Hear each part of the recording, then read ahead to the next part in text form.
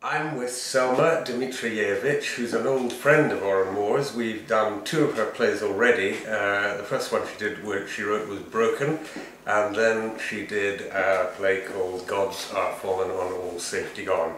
And next week's play is called A Prayer. Welcome back. Thank you. Tell us a little bit about the play. A Prayer is a play about a man who knows there is no God. He's absolutely certain, he never doubted that. And then he gets a bit desperate, there's a crisis of faith, slightly reversed, and he prays and God shows up. And he goes, oops. And so it's about what happens when someone who doesn't believe in God actually meets God. So it's a kind of crisis of lack of faith. Crisis of lack of faith, yes. Right. Yeah, it's opposite of what Right. someone who is religious might have. I'm acting as if I knew nothing about it. Of course, Yes. I've read it, and it's a wonderful piece. Thank you. Tell me, you keep coming back to Oran Moore. Yes, I It's do. very limited resources, and it's short, condensed period of time. What is it that attracts you to writing short plays? It's partly short plays, but it's more about the whole idea of how shows are done, not how plays are done, but how shows are done here. Because you know it might be you say limited resources, but it just means that you don't spend time thinking about budgeting and thinking about where lights go and all that. You spend time working with actors, you spend time in the room, polishing the text, finding what it's really about, and just with little you have, seeing how much you can do, which I think is very exciting and also very useful in the next 5 years probably. Because In nobody's theatre, going to have any because no money. one's going to have any money. So Right. people who went through Oran Moore experience, I hope will be better at dealing with that. Good. You've had a most interesting career. You started off, you're from Croatia, Yes. although you haven't worked there for 10 years. You settled in Scotland for quite a long period of time, Yeah. and then you moved down to London, London. and now you move backwards and forwards between London and Scotland. Yes. You've translated a number of writers into Croatian. I have. I worked in fiction a lot. When I was living here, it was like a really, really nice job for me to do something that I can do while living here, researching and living in language. And then I translated a couple of plays. And now I have this luxury where I can translate only plays that I really, really like. So I've done Enda Walsh play, Robert Holman, wonderful play. I've translated 2 plays by David Harrower. So it's kind of nice to be able to choose plays that I really like, plays that I think are really good. Although you haven't worked for some time in Croatia, do you keep in touch with developments in Croatian theatre?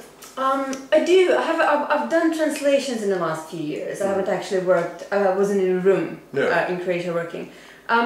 It's a peculiar situation. It's writers are in a funny position there because there's not many of them, and the ones that are there are not produced much. And it's kind of a vicious circle. If you're not produced much, you can't develop as much. You can't. Right. So is there a greater dependency on classics?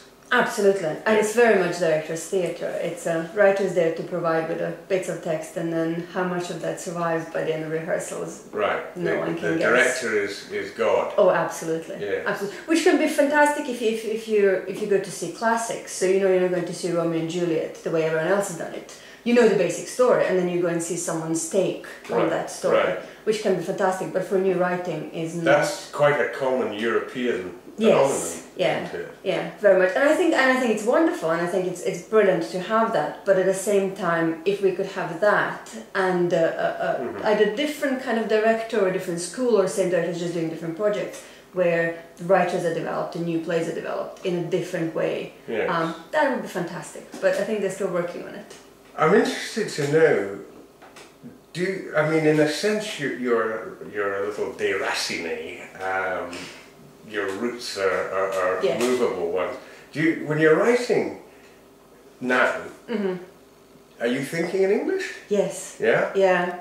And are you influenced by the surroundings of where you're living?